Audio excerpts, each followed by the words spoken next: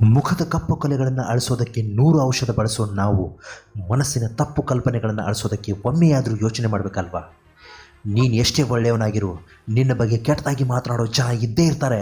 ಅವರಿವರ ಬಗ್ಗೆ ನೀನು ತಲೆ ಕೆಡಿಸ್ಕೊಂಡು ಅವ್ರು ಹಿಂಗಂದ್ರು ಇವ್ರು ಹಂಗಂದ್ರು, ಅವಳು ನನಗೆ ಮೋಸ ಮಾಡಿ ಹೋದ್ಲು, ಅವನು ನನ್ನನ್ನು ಬಿಟ್ಟು ಮೋಸ ಮಾಡಿ ನಾಟಕ ಮಾಡಿ ಬಿಟ್ಟು ಹೋದ ಅಂತ ಇನ್ನೊಬ್ಬರ ಬಗ್ಗೆ ಬೆರಳು ಮಾಡಿ ತೋರಿಸೋ ಬದಲು ನೀನು ಎಲ್ಲಿ ಎಡಬಿಟ್ಟೆ, ನೀನು ಎಲ್ಲಿ ತಪ್ಪು ಮಾಡಿಬಿಟ್ಟೆ ಅನ್ನೋದನ್ನು ಮೊದಲು ಯೋಚನೆ ಮಾಡು. ಮೈ ಡಿಯರ್ ಫ್ರೆಂಡ್, ಯಾರ ಜೊತೆ ಎಷ್ಟರ ಮಟ್ಟಿಗೆ ಇರಬೇಕು ಅಷ್ಟರ ಮಟ್ಟಿಗೆ ಮಾತ್ರ ಇರಬೇಕು. ಎಲ್ಲರೂ ನಮ್ಮವರು ಅಂದ್ಕೊಂಡ್ರೆ, ಎಲ್ರಿಗೂ ಒಳ್ಳೆಯದನ್ನೇ ಬಯಸ್ತಾ ಹೋದರೆ ಕೊನೆಗೆ ನೀನೇ ಅವ್ರ ಪಾಲಿಗೆ ಕೆಟ್ಟವನಾಗಿಬಿಡ್ತೀಯ. ನೊಣಗಳು ನಿಮ್ಮ ಸುಂದರವಾದ ಇಡೀ ದೇಹವನ್ನು ಬಿಟ್ಟು ಗಾಯದ ಮೇಲೆಯೇ ಹೇಗೆ ಕುಳಿತುಕೊಳ್ಳುತ್ತೋ ಅದೇ ರೀತಿ ಕೆಲವರು ನಮ್ಮಲ್ಲಿರುವ ಒಳ್ಳೆಯ ಗುಣಗಳನ್ನು ತಳ್ಳಿ ಹಾಕಿ ಲೋಪದೋಷಗಳನ್ನು ಮಾತ್ರ ಹುಡುಕ್ತಾ ಇರ್ತಾರೆ.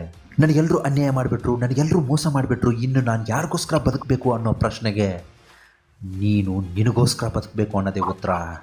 ಹೌದು ಮೈ ಡಿಯರ್ ಫ್ರೆಂಡ್, ನೀನು ನಿನಗೋಸ್ಕರ ಬದುಕು. ಯಾರೇ ನಿನ್ನನ್ನು ನೋಯಿಸಲಿ, ಕಷ್ಟ ಕೊಡಲಿ, ಅನ್ಯಾಯ ಮಾಡಲಿ, ನೀನು ನೊಂದರು ಬೆಂದರು ಈ ಬದುಕನ್ನು ಸಾಗಿಸಲೇಬೇಕು ಅನ್ನೋದನ್ನು ನೀನು ಮೊದಲು ತಿಳ್ಕೊ. ಅತಿಯಾಗಿ ಚಿಂತಿಸಿ ಫಲ ಇಲ್ಲ. ಮುಂದಿನ ಹಾದಿಯನ್ನು ನೀನು ಅರ್ಥ ಬದುಕು. ಈ ಜೀವನದಲ್ಲಿ ಯಾರ ಬಗ್ಗೆನೂ ಯಾವುದ್ರ ಬಗ್ಗೆನೂ ಆಸೆ ಪಡಬೇಡ. ಸುಣ್ಣದ ನೀರು ಕೂಡ ಹಾಲಿನಂತೆಯೇ ಕಾಣುತ್ತೆ, ಆದರೆ ಗುಣ ಮಾತ್ರ ಬೇರೆ ಬೇರೆಯೇ. ಹಾಗೆ ಕೆಲವರು ನಿನ್ನಂತೆ ಕಂಡರೂ ಕೂಡ ಅವರ ಒಳಗಿನ ರೂಪ ಬೇರೆಯದ್ದೇ ಇರುತ್ತೆ. ಚಿಂತೆ ಬಿಡು ಮೈ ಡಿಯರ್ ಫ್ರೆಂಡ್, ಯಾವತ್ತೂ ಬೇಜಾರಾಗಿ ಕೊರಗಬೇಡ. ನಿನ್ನ ಮುಂದಿನ ದಿನಗಳಿವೆಯಲ್ಲ, ಅವು ತುಂಬಾ ಅದ್ಭುತವಾಗಿರಲಿವೆ. ಆಗೋದೆಲ್ಲ ಒಳ್ಳೆಯದಕ್ಕೆ ಅಂತ ಹೊಸ ಅಧ್ಯಾಯವನ್ನು ಶುರು ಮಾಡು. ಇನ್ಮೇಲೆ ಯಾರ ಬಗ್ಗೆನೂ ತಲೆ ಕೆಡಿಸ್ಕೋಬೇಡ. ಯಾಕಂದರೆ ಅವನ ಜೀವನ ಅವರಿಗೆ ಎಷ್ಟು ಮುಖ್ಯನೋ ನಿನ್ನ ಜೀವನ ಕೂಡ ನಿನಗಷ್ಟೇ ಮುಖ್ಯ.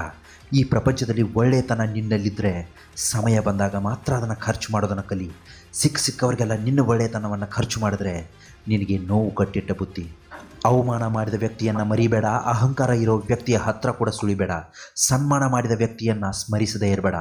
ಪ್ರೀತಿ ತೋರಿಸೋ ವ್ಯಕ್ತಿಯ ಸ್ನೇಹ ಮಾತ್ರ ಬಿಡಬೇಡ. ಕೀಳಾಗಿ ನೋಡೋ ವ್ಯಕ್ತಿಗೆ ಕನಿಕರ ತೋರಬೇಡ.